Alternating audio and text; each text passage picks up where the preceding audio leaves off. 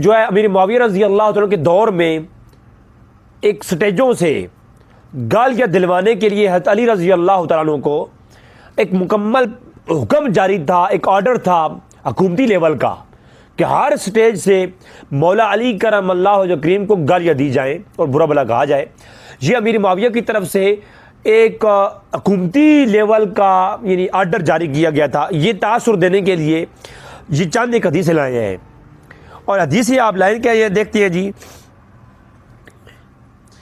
کہ سنن ابو داؤد کی حدیث میں ہے، سیدنا عبداللہ بن تابی ظالم تابی رحمۃ اللہ تعالیٰ علیہ، اب عبداللہ بن ظالم کے ساتھ رحمۃ اللہ تعالیٰ علیہ لکھا اور سیدنا لکھا اور بڑا ادب کے ساتھ لکھا ہے، جبکہ انہوں نے انہی کے اندر ہی امام بن سیرین کو رحمہ اللہ نہیں لکھا۔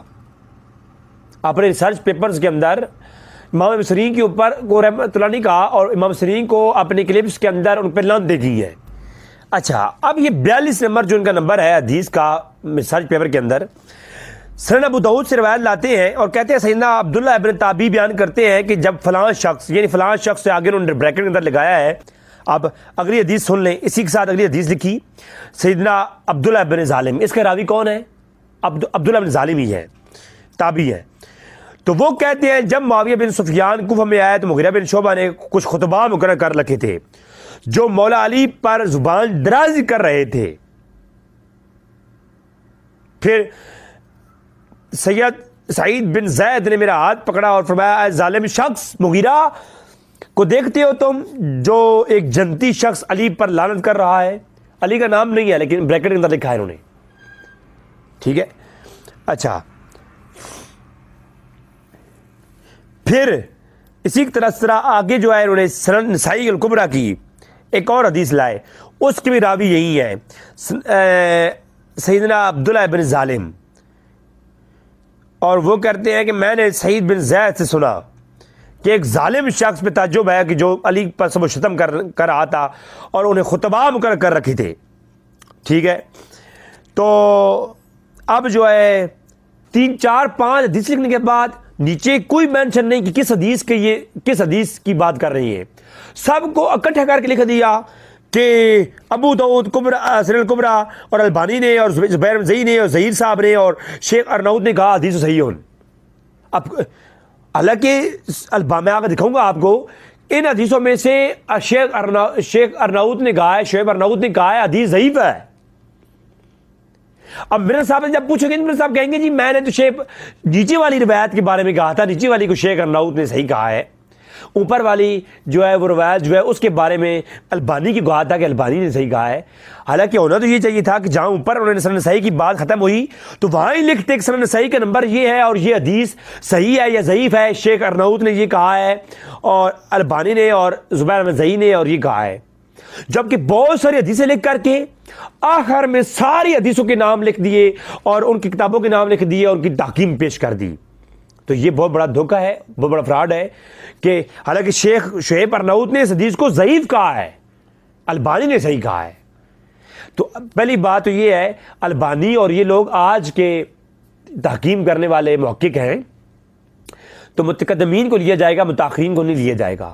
تو متقدمین کیا کہتے ہیں وہ میں آپ کے سامنے پیش کرتا ہوں۔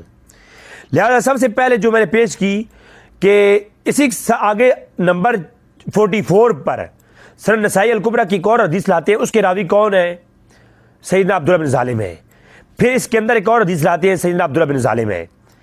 پھر جو ہے نیچے نمبر لگاتے ہیں اور کہتے ہیں سنن نسائی کے اندر موجود ہے 8210، سنن ابو داؤد کے اندر موجود ہے اور قال شیخ ظہیر حدیث صحیح، اور یہ شیخ ظہیر کی تخریج پیش کر دی۔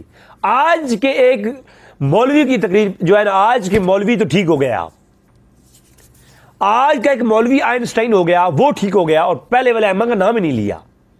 یعنی مختصر یہ کہنا چاہوں گا کہ اپنے ریسرچ پیپر کے اندر مرزا صاحب نے یہ جو امیر معاویہ رضی اللہ تعالیٰ عنہ ایک جو ہے حکومتی لیول پر مولا علی کو کار دلواتے تھے، یہ حدیثیں لائے اور ان حدیثوں کی تخریج بھی البانی کی پیش کی، زبیر احمد زئی کی پیش کی، ظہیر صاحب کی پیش کی، اور جو ہے شعیب ارناؤت کی پیش کی، اور وہ پوری پیش نہیں کی کیونکہ شعیب ارناؤت نے بعض روایتوں کو ضعیف کہا ہے، پوری نہیں پیش کی، ادھوری پیش کی۔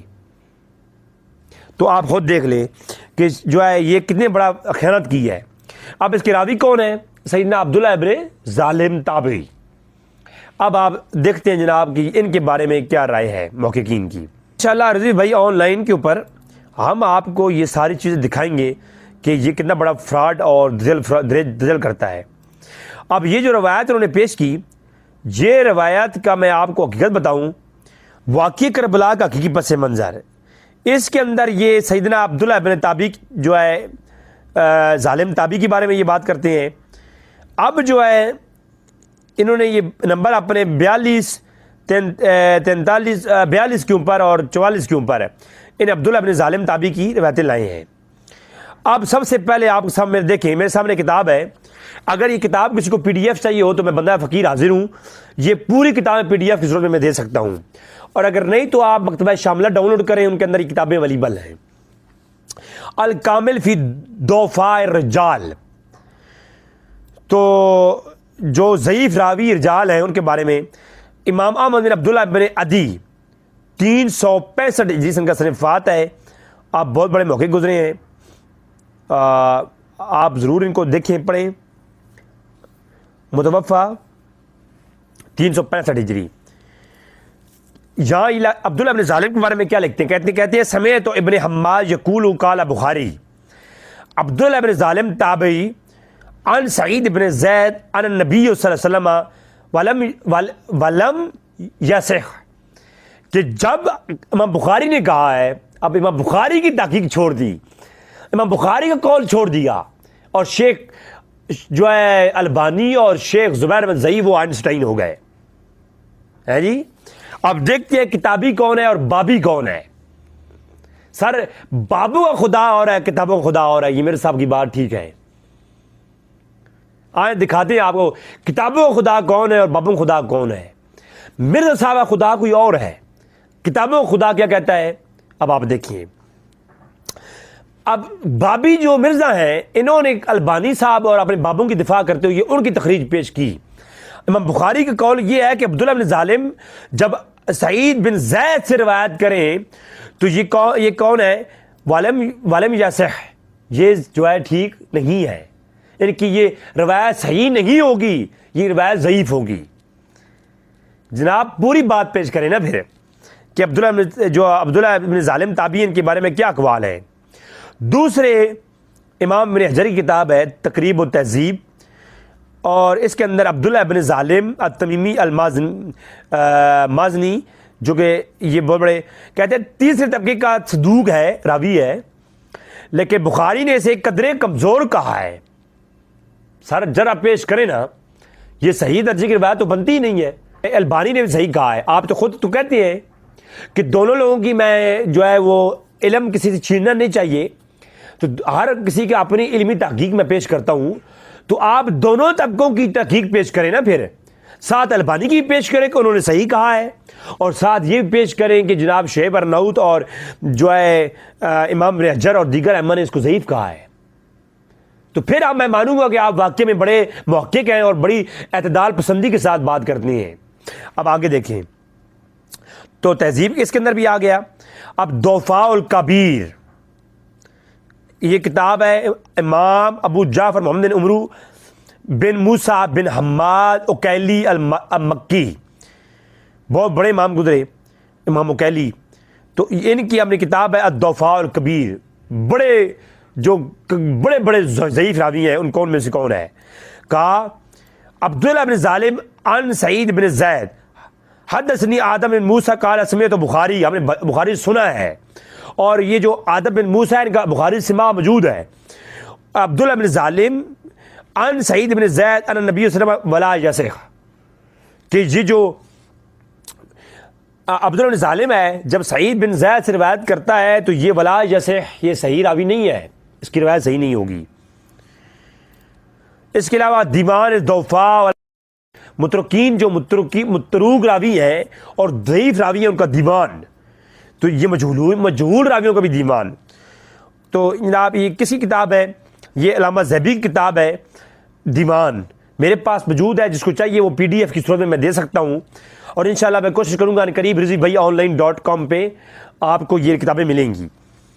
تو اس کے اندر لکھتے ہیں عبداللہ بن ظالم عن سعید بن زید قال بخاری ولا یصح، حدیث کے اندر اس کی روایت نہیں قبول کی جائے گی، امام بخاری نے کہا ہے. بھائی بڑا نام ہے امام بخاری کا، امام بخاری نے جب کہہ دیا تو البانی کون ہے؟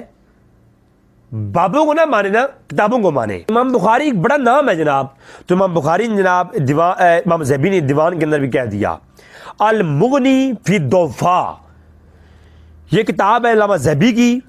اس کے اندر عبداللہ بن ظالم کے بارے میں لکھا ہوا ہے، سعید بن زید سے عبداللہ بن ظالم عن سعید بن زید عشرۃ فی الجنہ قال بخاری لم یصح، یہ صحیح نہیں ہے، بخاری نے کہا ہے. المغنی کے بعد اکمال و تہذیب الکمال علامہ علاء الدین مغلطائی بن کلیج بن عبداللہ حنفی 762-66 ہجری کے یہ متوفہ ہیں. تو عبداللہ ابن ظالم تمیمی مزنی کے بارے میں لکھتے ہیں، بہت سارے قول لاتے ہیں کہ یہاں پر لکھا ہے کہ وفی تاریخ بخاری الکبیر ولا بعضهم ابن حبان فی ولا یصح، کہ امام حبان نے کہا ہے اور بعض علماء نے کہا ہے، اور تاریخ بخاری کبیر کے اندر موجود ہے کہ ولا یصح، یہ صحیح راوی نہیں ہے، اس کی روایت صحیح نہیں ہوتی. اور وما یذکر، کہ ہمارے پاس ذکر کیا گیا ہے اس مازنی کا کہ یہ جو ہے بعضوں کے نزدیک غیر سکہ ہے، اور احمد بن حنبل نے اور چند نے اس کو صحیح کہا ہے. تو جناب چاہیے تو یہ تھا کہ اگر اس کو البانی نے امام حاکم اور امام احمد بن حنبل کی جو قول ہے کہ یہ راوی سکہ ہے، اس کی بنیاد پر البانی نے اس کو صحیح کہہ دیا اور زبیر احمد زئی نے صحیح کہہ دیا، تو آپ دونوں طریق لائیں کہ زبیر احمد زئی نے صحیح کہا ہے کہ امام احمد بن حنبل نے اس کو صحیح کہا ہے، جبکہ صرف سکہ کہا ہے. اور بعض راوی سکہ ہوتی ہیں لیکن ان کے اوپر پھر بھی جرح ہوتی ہے کہ یہ راوی صحیح ہے لیکن اس کی روایت سے احتجاج نہیں ہوگا. ایسے ہزاروں راوی ہیں جو ہیں تو سکہ لیکن ان کی روایت سے محققین احتجاج نہیں کرتے. اسی طرح احمد بن حنبل نے جب کہہ دیا یہ سکہ ہے اور البانی نے بھی ان کو دیکھ کے کہہ دیا سکہ ہے، تو اگلی بات بھی آپ پیش کرو نا کہ وقال ابو جعفر وکیلی کوفی ھذا کوفی لا یصح حدیثی وقال بخاری، یہ بھی قول پیش کرو. اور قال ابن عدی فی کامل سمعت ابن حماد، کہ میں نے ابن حماد سنا ہے، صحیح سند کے ساتھ قول ہے. قال بخاری کہ عبداللہ ابن کوفی ولا یصح، یہ صحیح نہیں ہے. تو ساری یہ پوری بات پیش کریں نا. یہ کتاب آ گئی ابن مغلطائی کی. تو جناب یہ تو تھی میرے صاحب کی ایک بڑی خیانت جو کہ اس ریسرچ پیپر کے اندر موجود ہے. اب اسی ریسرچ پیپر کے اندر جو انہوں نے ایک اور روایت لائی ہے جس کو البانی اپنے سلسلہ ضعیف کے اندر لاتے ہیں کہ جس نے حضرت علی پر سب و شتم کیا اس نے اللہ کے رسول پر سب و شتم کیا. اب اس روایت کو اور اس روایت کو پورا نہیں پیش کیا. پورے پہ روایت کیا ہے